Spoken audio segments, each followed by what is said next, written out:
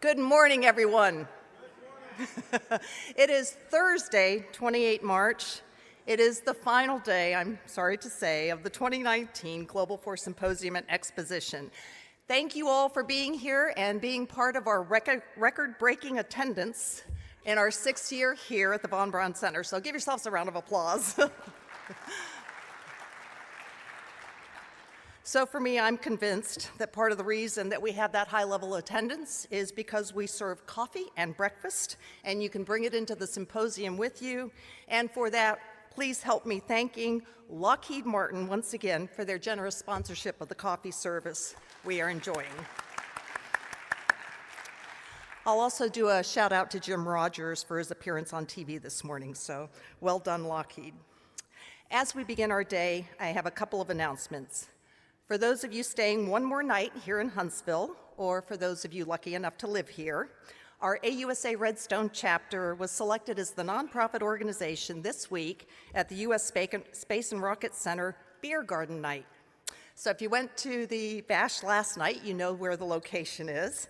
But this evening, if you head on over to the Space and Rocket Center between 16:30, 4:30, and 7:30, admission's free, and a portion of the proceeds will go to our AUSA Redstone chapter to support this community.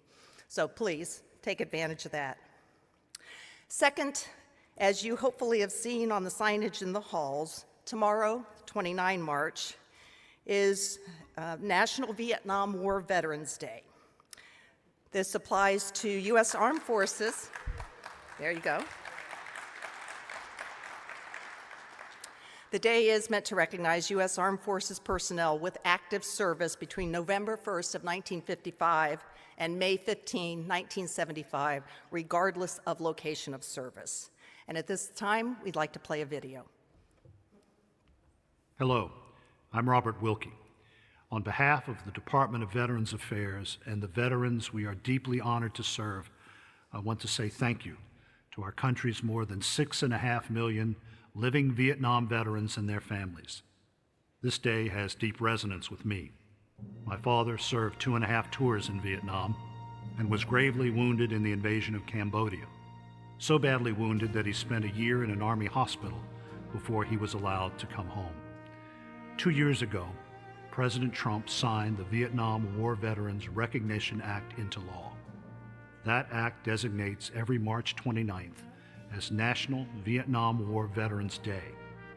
It was March 29, 1973, when the last of our combat troops left Vietnam. It was on that day that the last American prisoners of war held in North Vietnam came home.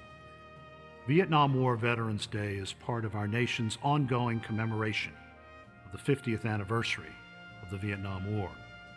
In support, VA and more than 10,000 local, state, and national organizations join the Department of Defense as commemorative partners.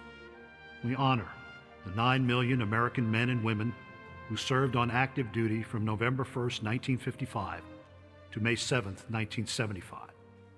We solemnly remember more than 58,000 whose names are etched into the Vietnam Memorial's polished black granite, constant reminders the price of freedom. Take advantage of the opportunities this commemoration encourages and show your gratitude to this noble generation of American service members. Say thank you. Welcome them home again. And may God bless all of you, your families, and this great nation. Could we ask that all veterans, all Vietnam War veterans, please stand?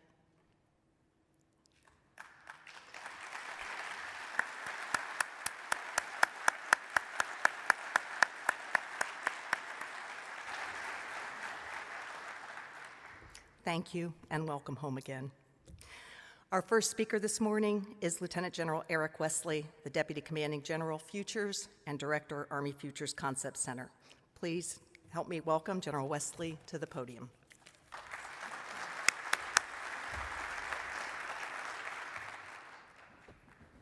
Well, good morning. So it's day 3 of the conference. It's 8 o'clock in the morning. And I can tell by your attendance that you knew I was going to talk about .mul PF integration this morning. So it's my task to keep you awake during this, and we're going to make this a invigorating discussion, and it's the first time you ever heard about Doppel-PF integration, and it be invigorating. General McQuistion said it's 28 March. But what other day is it? What is today known for? Anybody know? Opening day of Major League Baseball, right? And not only that, it's as I understand it, the earliest opening day of Major League Baseball. Now, all of you have your teams, and I'm sure that when you get a moment, you're going to get on the web and you're going to look at some of the commentary, the opening notes, projecting the capacity of your favorite team. And there will be articles around the nation that will use the cliche comments that everybody is in first place, everybody's record is the same, right? Everybody's batting average is the same. But we really know that that's not true. What we really know is that there's certain teams, because of the preparation over the past year, gives them greater capacities than some of the other ball clubs. And the really good teams, opening day was the day after the last game of the World Series. And what I want to talk about is trying to establish an opening day in the Army that's earlier than what will be the opening days of the next war. And that time is now. So if we look at the Army as it's transitioned over time, we don't look like the same Army we did in the past. And as you look at the evolution of our force and who we are and how we fight, you know that there's been significant evolution. And that evolution has happened sometimes haphazardly. Sometimes it's hit and miss. Sometimes it's just good fortune. But when we do it right, we do it very deliberately. And that the evolution of the Army happens in a deliberate way. And frankly, we've got a pretty good model for this. We have a model as to how you modernize an army. And there was a particular gentleman that showed us how to do this. And you all know who he is, General Don Starry, the second commander of Training and Doctrine Command. And you know, the story goes like this, that in fact, General Abrams asked him to go to Israel and study the Yom Kippur War and determine what we're up against. And he published what was affectionately known as the Starry Study. And we determined some of the dynamics that the Soviet satellite states were using and what we would be up against in the future. And later, we developed active defense as a concept. And then later on, General Starry becomes 5th Corps commander and determines that it's not sufficient. And so comes back, takes command of TRADOC, 1981 publishes Air-Land Battle. And that becomes a foundational document to drive the Army into the future. So how does that happen? I want to talk you through this. Some of you have seen this chart that I've used in the past, but it bears repeating. Because I don't think our institution and our generation knows how to do this well, because we've enjoyed the luxuries of an Army that was, in fact, well developed in the off-season by General Starry and that generation of leadership. So how do you modernize an Army? And I would just start you on the far right side of the chart. And if you look at the far right side of the chart, what it really talks to, it's a graphic, it's a cartoon that talks about the trades that we make every day in the Pentagon in terms of resourcing. But what we struggle with is what is the means by those trades? What's the framework we use to make the trades? And oftentimes we find ourselves at a loss, because is it based on the loudest voice in the room? Is it based on anecdotal information? Is it based on the most recent experience in a combat theater? Or is it based on a framework that is a logical progression that drives the Army to the organization we need to fight in opening day? So really, you got to go all the way to the left side of the chart. And what General Starry said, you got to have a pacing threat. And you select the pacing threat and you identify the specific problems that you need to solve in order to build that Army. And so in an air-land battle, what did we determine? We needed to fight, outnumber, and win. We needed to defeat the second echelon. It was that simple. And General Thurman counsels me a lot that we need to make this concept more simple. But it was simple, right? Fight outnumbered and win, defeat the second echelon. And that concept then was a description of how we were going to fight the numbers in Eastern Europe that we couldn't match tank for tank and tube for tube. But here's the other thing. It's not just a concept. It wasn't just a concept, because if you just put the concept down, we would just be hoping that the Army would evolve towards the organization described in that document. So TRADOC at the time developed the Battlefield Development Plan, and what we're describing here is the modernization strategy. The Army modernization strategy is what I want to talk to you about today. In the 70s and 80s, it was the Battlefield Development Plan, and it drove the Army to become what we are today. Last spring, we published the Army Modernization Strategy. We called it 1.0.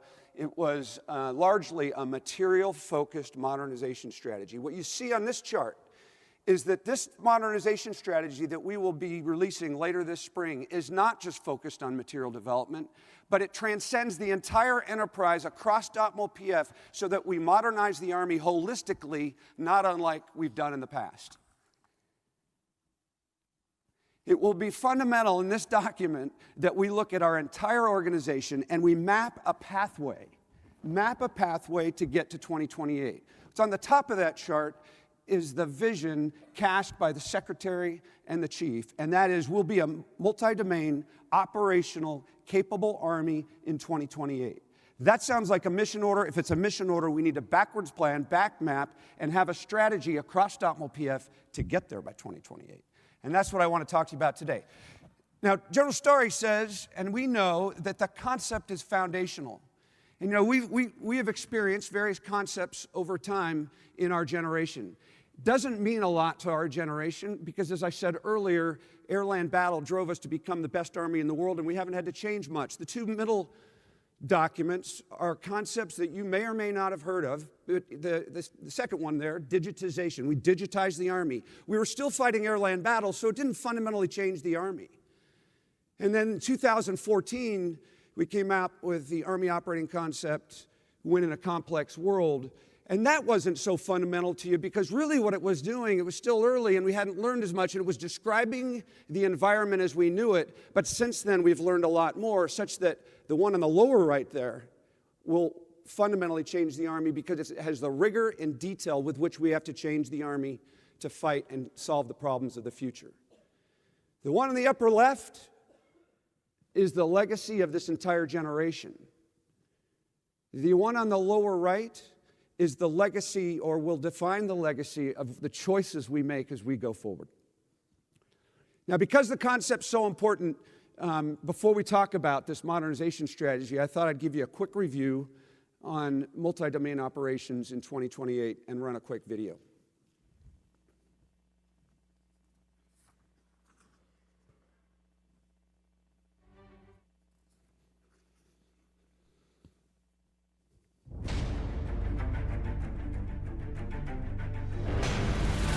The history of the United States Army has shown a force continually driven by change. In the 21st century, our Army continues this change by creating new capabilities, organizations, and approaches to deter conflict. When required, we strive to transition rapidly to conflict and prevail on an increasingly complex, lethal, hyperactive, and urbanized battlefield. Leading this change, the Army Futures Command has developed a new concept, the U.S. Army and Multi-Domain Operations 2028. This concept describes how Army forces, as part of a joint interagency and coalition team, address the implications of large-scale ground combat operations and the problem of increasingly capable anti-access and area denial, or A2AD systems, employed by our adversaries to generate effective standoff. Army forces conduct multi-domain operations to defeat this standoff. They operate across all domains and within contested spaces to overcome an enemy's strengths by creating multiple simultaneous operational or tactical dilemmas. This is accomplished through the application of calibrated force posture, multi-domain formations, and convergence of capabilities across all domains. Applied together and over time and spaces, they enable the Army and Joint Force to defeat an adversary's A2AD systems. Multi-domain operations addresses standoff in both competition and conflict. Over the last 2 decades, Army forces oriented on counterinsurgency operations, placing little emphasis on large-scale combat. At the same time, China and Russia fielded robust A2AD systems that create political, physical, and functional standoff. In competition and conflict, their increased capabilities in both the cyberspace and space domains, combined with weaponization of the information environment, extends standoff, reducing friendly forces' speed of recognition, decision, and reaction. This contributes to increased risk of unacceptable losses to U.S. and partner forces. Our adversaries use standoff to separate the elements of the joint force in time, space, and function. The previous deep, close, rear battlefield architecture is too limited in scope to effectively describe the multi-domain operational environment. It fails to adequately describe the increasingly contested character of the operational environment across the depth of tactical, operational, and strategic areas. These shortfalls drive the requirement for a new framework, one that accounts for operations in all time periods, in all areas, and across all domains. Importantly, it places just as much emphasis on competition as it does on conflict. Army forces conduct multi-domain operations to defeat the adversary's standoff by competing short of armed conflict. When necessary, Army forces rapidly transition to conflict and penetrate and disintegrate enemy A2AD systems. They subsequently exploit opportunities to achieve strategic objectives and force a return to competition on favorable terms. In short, the answer to the problem of an enemy's layered standoff is to compete, penetrate, disintegrate, exploit, and recompete.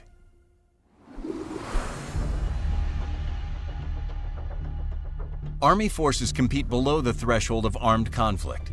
Together with joint forces and interagency partners, they expand the space in all domains by enabling the defeat of information in unconventional warfare, conducting intelligence preparation of the threat's long-range systems, and countering its reconnaissance, and by demonstrating a credible deterrent. In competition, Army forces leverage calibrated force posture to deny the adversary's establishment of A2AD standoff, deter fait accompli campaigns, and set conditions for friendly formations to rapidly seize the initiative if conflict occurs. In conflict, Army forces penetrate and disintegrate the enemy's anti-access and area denial systems. Despite limited warning, Army and joint forces rapidly transition to conflict and converge capabilities to penetrate and begin the disintegration of enemy long-range systems from both within and outside of established standoff. Multi-domain formations at echelon, including brigade combat teams, divisions, and corps, expand these penetrations and place enemy formations in positions of relative disadvantage. By disintegrating the enemy standoff, friendly forces collapse both the enemy's capability and will to fight, enabling exploitation. Army forces exploit opportunities to defeat the enemy and achieve their objectives, setting the conditions for a return to competition on favorable terms. In multi-domain operations, convergence is the arrangement of capabilities across all domains, environments, and functions of time and physical spaces to gain overmatch. This enables Army forces to exploit the disintegration of the enemy systems and gain freedom of action, dictating the pace and tempo of operations. Future formations achieve convergence by increasing the pace and agility of operations and accessing joint, inter-organizational, and multinational capabilities at lower echelons in new ways. Emerging technologies and processes enable friendly forces to evolve from episodically synchronizing multi-domain effects today to leveraging continuous integration tomorrow. The U.S. Army in Multi-Domain Operations 2028 concept describes the fundamental changes needed to address the emerging challenges of the 21st century. Leveraging capabilities across multiple echelons and domains, this concept drives Army modernization through 2028 and into the future.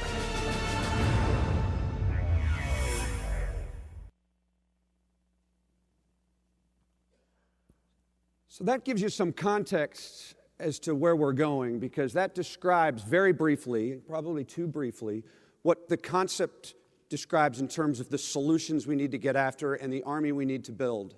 So very quickly, if you remember nothing else about that video, the problem is multiple layers of standoff, and the solution is to compete, penetrate, disintegrate, exploit, and then return to competition. Underneath that, there's a whole bunch of ornaments you got to hang on that tree. And so I commend you to read the document. It was published we rolled it out at AUSA last year, signed by the chief on 6 December. It's my view that it's the most fundamental change of how we fight since Airland Battle 1981 was written, and therefore will have a likewise impact on the Army itself. So what I want to talk to you about is how do you get there? Because you can't just have a concept, as I said earlier. You got to have a strategy, a roadmap to get there across the enterprise and across DOTML PF. And the other thing I'd note is it's not even good enough to have a 10-year strategy. Because as we all know, these budget drills and the POMs we build are built every single year. And the degree to which you accomplish that roadmap will have to be adjusted as we go. So what we also have is this thing called the annual mission guidance. Now this is important because this is a fundamental change to the way TRADOC has performed in the past. When you have the best Army in the world, you can have an approach that looks like think, learn, analyze, implement. That is what ARCIC and TRADOC used to use, a bottom-up refinement of the organization that already is the best Army in the world. So if you're just improving your position, some of our systems and processes were fine. But when you get a mission task from the Chief of Staff and the Secretary, as stated on top, that's a mission order, that's a top-down driven effort. And then you can't hope that you arrive in time in 28, so you got a back map from 28 to the current time. So the strategy looks 10 years out. The key thing is that Army Futures Command, owning that strategy, will use as a governing document the annual mission guidance, which looks a lot like an XORD, or when we were growing up, it looks a lot like the annual training guidance, but for the entire enterprise. And then quarterly, the commander of AFC will hold account of the entire FFME on our processes. Now that's a key point. General Murray has been charged with the modernization efforts of the Army, which means his authorities extend beyond just Army Futures Command, and it influences the entire enterprise. And I'll get into some detail on that, but that is new. That's fundamentally different than we've performed in the past. The Army modernization strategy will be the modernization in lieu of the Army plan, and the annual mission guidance will be an annual XORD. Let's talk about how it looks in time and space, just to get a different look at the whole thing here. We look at having a 10-year plan from now to 28, because that was the vision statement as established. As I mentioned, that's got to be governed by these annual mission guidance that look out across the FIDA in order to give tasks and priorities to the FFME. And so if you look at that red block, that is what's different, and that's where we're going to need across the enterprise collaboration that allows us to get across this roadmap that I'm talking about. What I'm going to do next is I'm going to walk you through some teasers of what will be in the contents of this modernization strategy. And this is where I'm going to walk through that really ugly acronym called DOTML PFP. And I'll just give you a few thoughts for each chapter. When we publish the Army Modernization Strategy, what you'll find is basically the structure of it is DOTML PF and a chapter for each. So the first one here is doctrine. And look, this is not meant to sound condescending, but we get this wrong. We get it wrong in the media, and we even get it wrong when we talk to ourselves. Concepts are not doctrine, and doctrine is not concepts. When we write a concept, it describes the future, and a good concept is infeasible. And if it's infeasible, that means we have to change to achieve it. And one of the elements that we have to change, among all the others, is doctrine.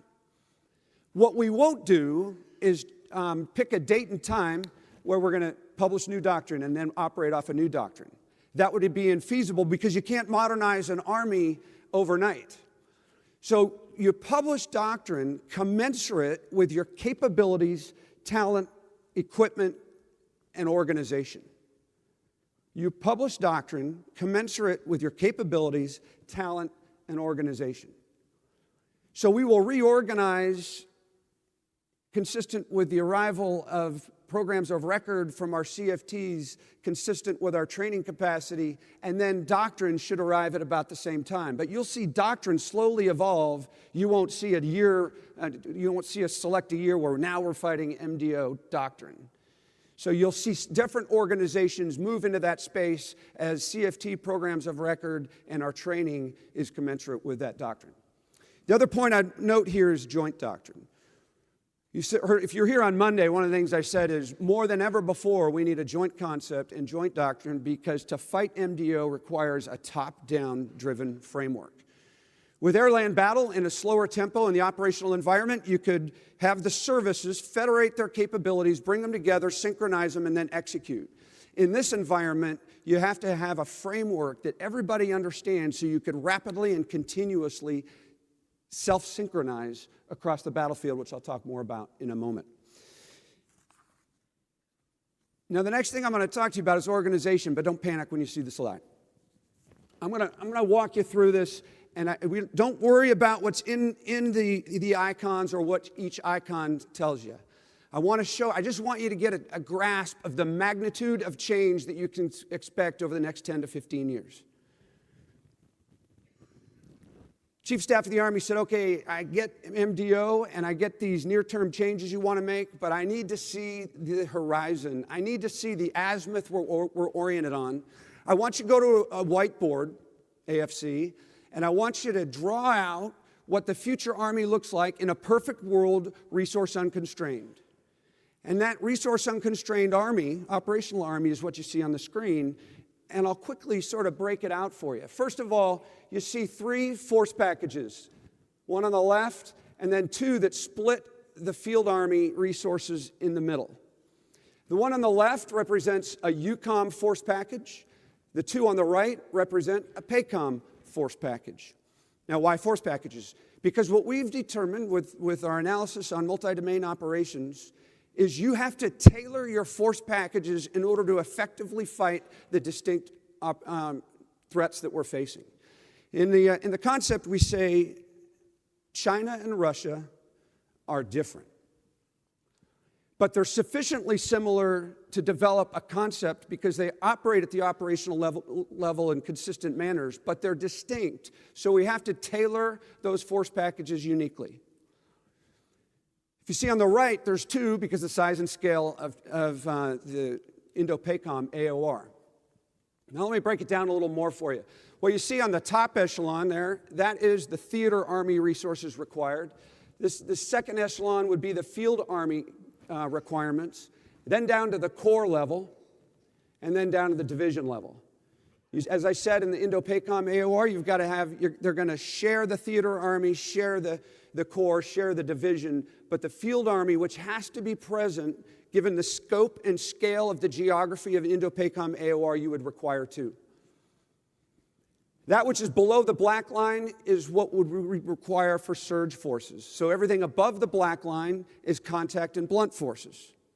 Now you're starting to get an idea. Everything above the black line is contact and blunt forces, which means that's some combination of rotational forces or those that could be very quickly moved in an expeditionary manner to be in theater within days of initial breakout of conflict. Now look inside the icons. Those that are in green are organizations that will receive equipment from the programs of record from our CFTs. So all of the material modernization goes into those icons that are green. Those that are circled in blue are brand new organizations that do not exist today or that so fundamentally changed that they might as well be seen as new organizations. And then here's a real punchline. Those circled in yellow are currently Compo 2 and 3 units that have to migrate into Compo 1 because they would have to be part of contact and blunt forces, which means you're going to have this cross-leveling across the force. And now you can start to see the magnitude of organizational change that we would have to go through to get to an MDO force, which makes really the material modernization, which gets much of the time and energy that we've spent in this conference, it makes the material modernization look a little maybe not so hard as the organizational changes that will come. Now, the future force that we're describing, it's not going to look like this, right? It will not look like this in the end, but you need an azimuth to orient on. And so as we submit changes to the current the operational force over the course of the next FIDEP, the only requirement really that the chief and the secretary have is this decision I'm making today consistent with that orientation or that azimuth that's on the chart right now? And if it's consistent with that, you can make those decisions. But absent that lens, you're sort of shooting in the dark. So this is an orientation for the chief and the secretary. Let me talk to you about training for a moment. Fundamental change in our training paradigm, I believe, and the two charts up there, our initial teaser on the magnitude of change that military professionals have gone through and are going through. And on the left side of the chart, you know it well, but if you look at history, in military operations over time, we've steadily added domains to the problems that the military professional has to deal with. There was a time when there was only land domain that we needed to concern ourselves with. Yet, in the last century, we've seen ourselves significantly increase in terms of the scope of responsibility. If you go to the right side, although the first one talks about increase of domains, the one on the right talks about time and space. If you're in World War I, you really only had to worry about the close fight if you're a tactical level commander. And then in air-land battle, we had deep, close, and rear. So we expanded the space within which we're operating. But now you extend that space along the continuum of operations. So you see the magnitude of the military professional has significantly increased, and that's what this is intended to illustrate or initially set up. The next thing I want to talk to you about, though, is what does that mean for our training requirements? You know, in air-land battle, the reason we went and invested in Fort Irwin, California, was not because we thought it was a great place to train, or it was new terrain that was better, or it was bigger space just to have more options. The reason we had to develop the National Training Center at Fort Irwin, California, is because if you're going to fight deep, if you have to defeat the second echelon, most of our installations weren't big enough to train that way, so we had to go out to Fort Irwin. So what does that have to do with training? Fort Irwin's not big enough because it's global. The fight we're going into across the continuum of space is a global space, which is why STE is so important in our training efforts. And being able to think in time and space that extends all the way back to the support areas, CONUS, has got to be fundamental to our thinking, and we've got to incorporate that into our training. But I want to take you to the right side of the chart, and I put the best quarterback in NFL history up there as an example. I don't remember the other guy's name, but Peyton Manning has probably taken thousands of snaps from the line. And he got really, really good. When we send a major to serve as an XO or S3 in a combat organization, to conduct a train-up of his battalion, he goes to the National Training Center one time, and then he goes on a gift map mission, redeploys, and then goes on to a new job. He gets one snap at the line as a major in a KD position at the National Training Center, compared to Peyton Manning, who takes thousands to get good. And I'd venture to say multi-domain operations is a little bit more complicated than the gridiron. So what we're suggesting in this chapter of the Army Modernization Strategy is we need an entire paradigm shift in how we train what is very complex, very rapid, very lethal operations.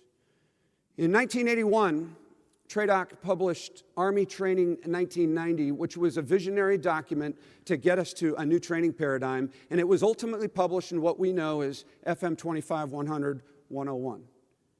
We need a redux of that as it relates to multi-domain operations in order to get the reps and sets and training capabilities to train what is a very difficult concept. I'm going to go very briefly through the next one because we've given this a lot of time, and that is material modernization. You've probably seen many of the CFT leads at the Warrior Corner. But having these 8 CFTs, the 6 modernization objectives, and the 30 or so programs that will come out from them will have a significant impact on the Army, and you saw all the green icons to validate that. But I'm not going to spend a lot of time here because this is where you've spent most of your time as we've gone forward. I want to talk about leadership and education. Now, you're probably looking at that going, what are we looking at an ant farm for?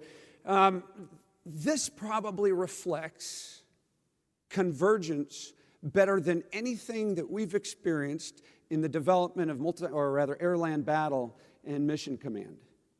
Because when you talk about needing, and I get some criticism on this word convergence. What does convergence mean? It is one of the three tenets of multi-domain operations. Some people say, well, that's just synchronization.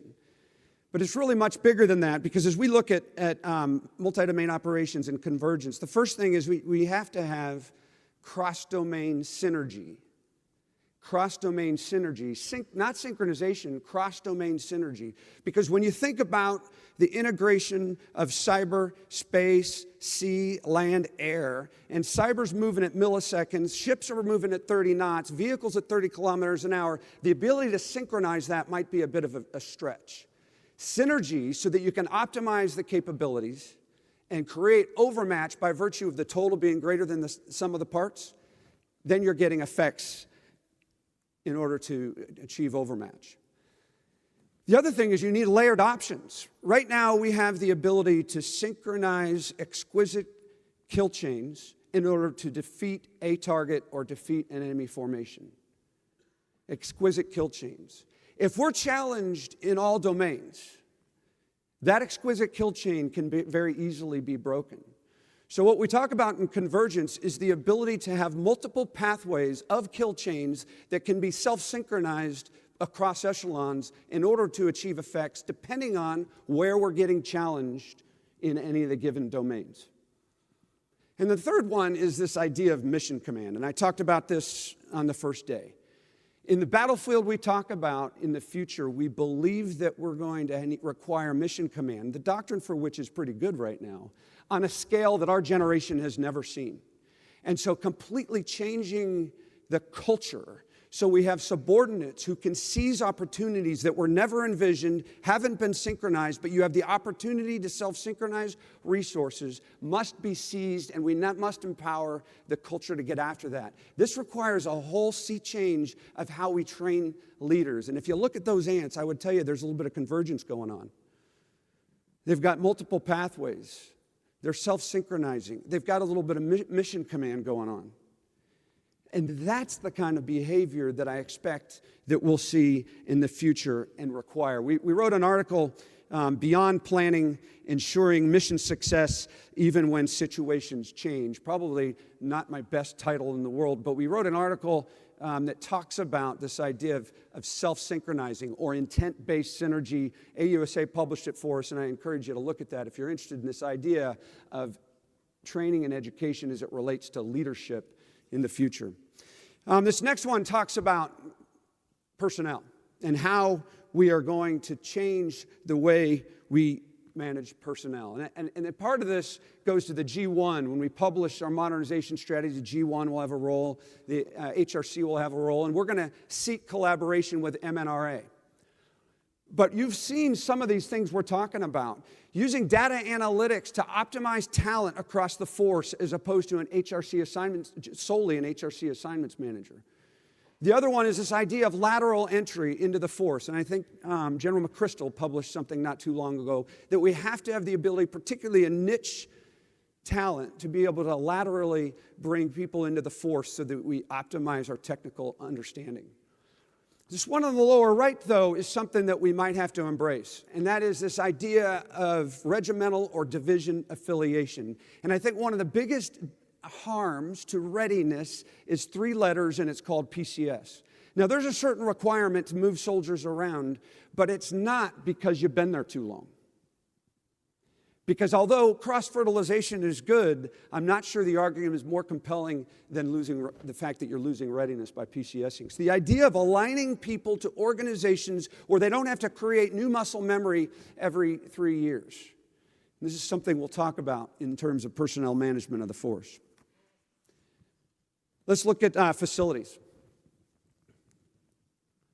Now, on the upper left, what you see there is Microsoft's role in developing smart cities. Fort Benning started this a few years back and engaging directly with Redmond to establish Fort Benning as a pilot to become a smart city. And now, up at the Pentagon, we've got a direct relationship with Microsoft to look at the magnitude of the role of integrating our installations. More importantly, if you go to the lower left, we're talking about hardening our facilities. And if the war in the future and the conflict in the future is global, we must harden our communications capabilities, et cetera, on our installations.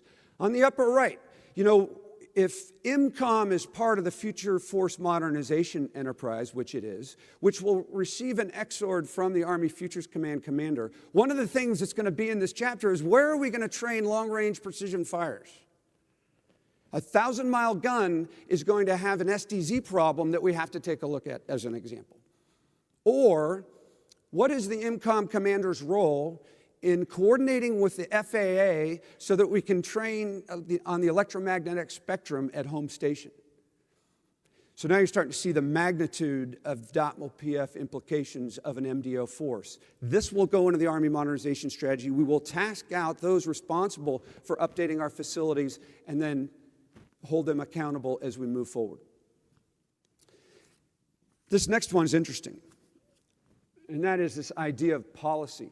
When we first started writing the concept, there was some debate. The Army doesn't have a role in defining future policy, and what we argue is, what we're going to describe is how you win. The policy question will be decided by others, but we have to inform policymakers and policy decision makers on the implications of MDO. 6 days ago, there was some dramatic news where Special Counsel Robert Mueller turned in his report. 12 of the people he did not exonerate were 12 Russians.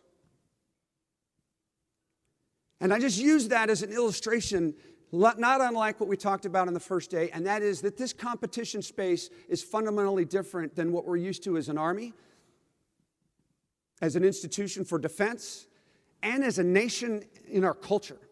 The idea of getting into the competition space is something that we're going to have to grasp. What we're arguing is that the military will have a role left of conflict in terms of synchronizing our abilities to at least counter UW and IW, but it also includes intelligence preparation of the battlefield and deterrence effects left of conflict.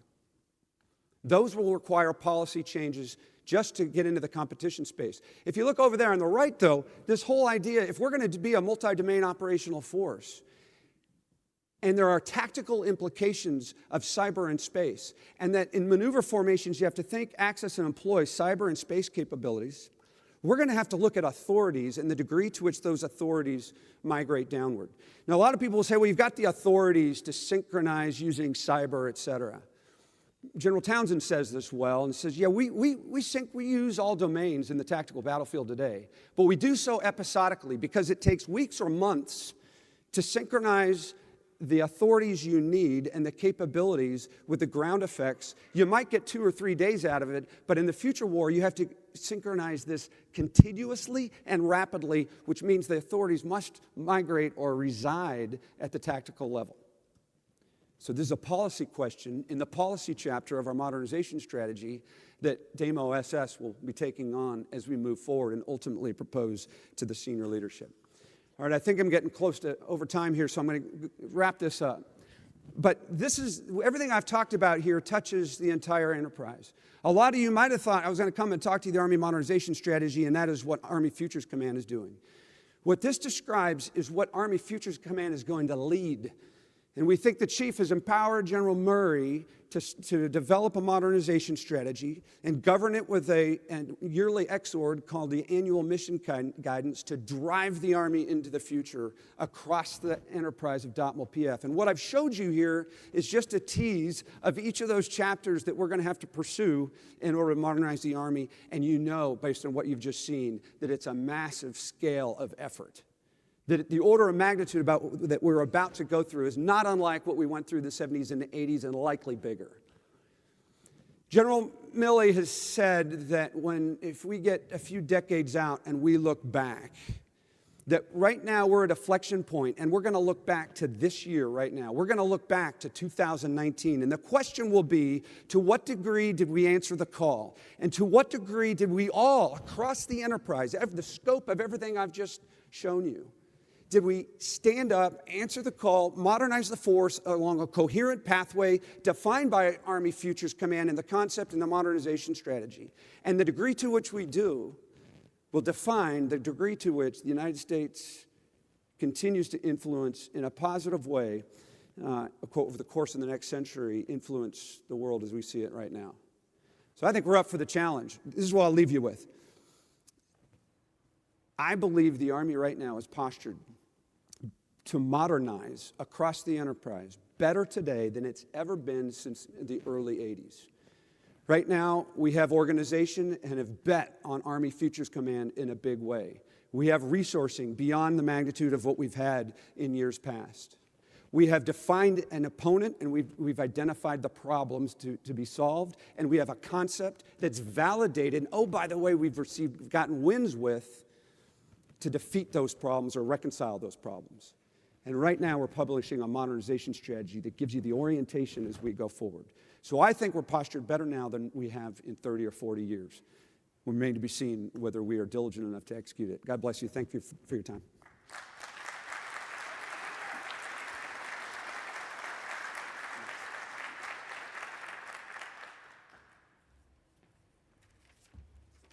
That was a terrific presentation. Thank you, General Wesley. Thank you very much.